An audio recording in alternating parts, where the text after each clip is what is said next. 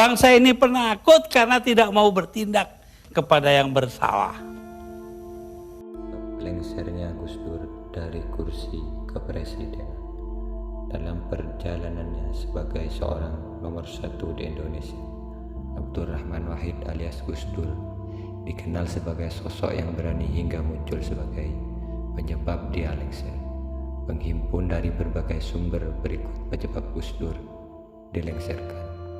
Adapun perjalanan politik Gus Dur memang dikenal tak begitu mulus, lantaran selama menjabat sebagai presiden ia diterpa sejumlah isu, mulai dari masalah pribadi, kepentingan partai, meradang dengan TNI Polri hingga pembubaran Dewan Legislatif. Namun yang paling santer ialah terkait kasus dana Badan Urusan Logistik, dan tiba-tiba Gus Dur malah mengeluarkan dekret presiden. Begini poin-poinnya dekret tersebut: pembubaran MPR dan DPR. Yang kedua, mengembalikan kedaulatan ke tangan rakyat dengan percepat pemilu dalam waktu 1 tahun. Yang ketiga, membekukan Partai Golkar sebagai bentuk perlawanan terhadap sidang istimewa MPR. Dekret tersebut tak mendapatkan dukungan. Akhirnya pada 23 Juli 2001 Gus Dur lengser, persis 20 bulan setelah menjadi presiden. MPR kemudian bertindak. Mereka menarik mandat yang diberikan kepada Gus Dur. MPR kemudian menetapkan Megawati Soekarnoputri sebagai presiden.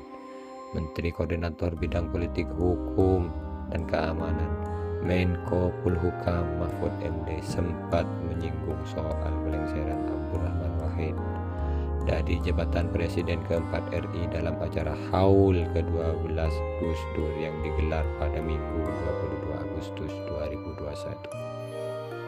Adapun Gus Dur lengser dari jabatan Presiden keempat itu pada tanggal 23 Juli 2001 silam oleh MPR RI yang kala itu dipimpin Amin Rais.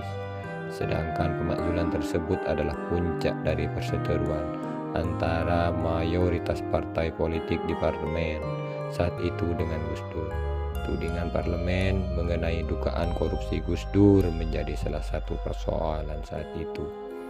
Kemudian aksi sepihak Gus Dur mengangkat Khairuddin Ismail menjadi Kapolri, pengganti Surojo Bimantoro termasuk di dalamnya. Lalu hubungan Gus Dur dengan para petinggi Polri atau TNI yang merenggang.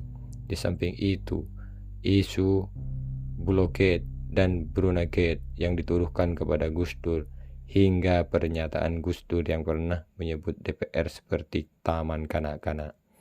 Tidak sampai di situ, Gus Dur juga sempat mengeluarkan dekret yang berbunyi pembubaran MPR atau DPR, mengembalikan kedaulatan ke tangan rakyat dengan mempercepat pemilu dalam waktu 1 tahun, dan membekukan Partai Golkar sebagai bentuk perlawanan terhadap sidang istimewa MPR.